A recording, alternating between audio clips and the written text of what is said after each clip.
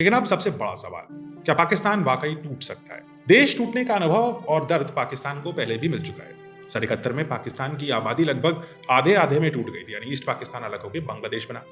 इसलिए पाकिस्तान के इतिहास में टूटने का खतरा काफी रियल और प्रेजेंट होता है, यानी कभी भी हो सकता है।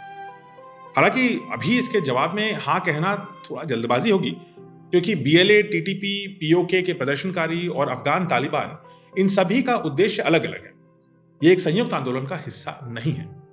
लेकिन कब इनको संयुक्त आंदोलन बनाने के लिए कोई एक मंझधार मिल जाए, कोई एक पिलर मिल जाए जिसके अराउंड ये सब एक हो जाए, ये कहा नहीं जा सकता।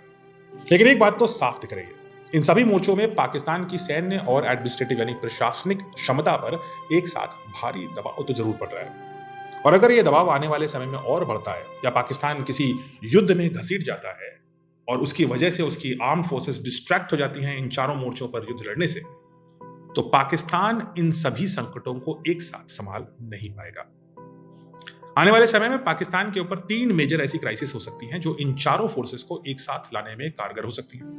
पहला तो, अगर भारत के साथ जो इंडस वाटर ट्रीटी की बात चल रही है, जिसको भारत ने सस्पेंड कर दिया है, अगर उससे पाकिस्तान के ऊपर जबरदस्त इकोनॉमिक दबाव पड़े और पाकिस्तान के किसान पाकिस्तान की सरकार के खिलाफ खड़े हो जाएं। पहला मुद्दा यह हो सकता है। दूसरा, अगर इस पहले मुद्दे को सॉल्व करने के लिए पाकिस्तान भारत से कोई मिलिट्री कॉन्फ्लिक्ट की तरफ बढ़ जाए, ये दुस्साहस अगर पाकिस्तान ने किया तो इस समय पाकिस्तान की आर्मी के पास वो बैंडविड्थ ही नहीं है कि वो भारत के साथ कोई फुल स्केल या इवन स्मॉल स्केल वॉर लड़ सके। अगर वो भारत में फोकस करेगी तो बीएलए, टीटीपी, पीओके के प्रदर्शनकारी और अफगानिस्तान तालिबान, ये सब मिलकर के अपना सर इतना ऊंचा उठा देंगे कि उसके बाद पाकिस्तान का बचना मुश्किल हो सकता है।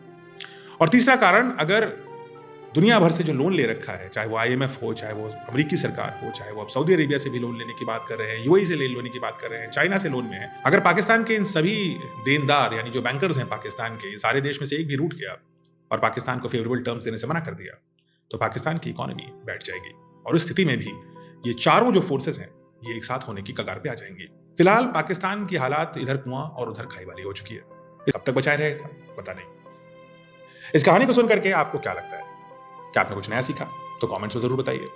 और कमेंट्स में ये जरूर बताइए कि जो 4 फोर्सेस हैं, Balochistan liberation army, BLA, TTP, PoK के जो प्रदर्शनकारी हैं और अफगानिस्तान तालिबान, इन 4 फोर्सेस में से आपको लगता है सबसे शक्तिशाली प्रतिद्वंदी और खतरा सबसे ज्यादा पाकिस्तान को किनसे है? और आपको क्या लगता है, इनमें से कौन सी फोर्स सबसे पहले पाकिस्तान के 2 टुकड़े कर सकती है?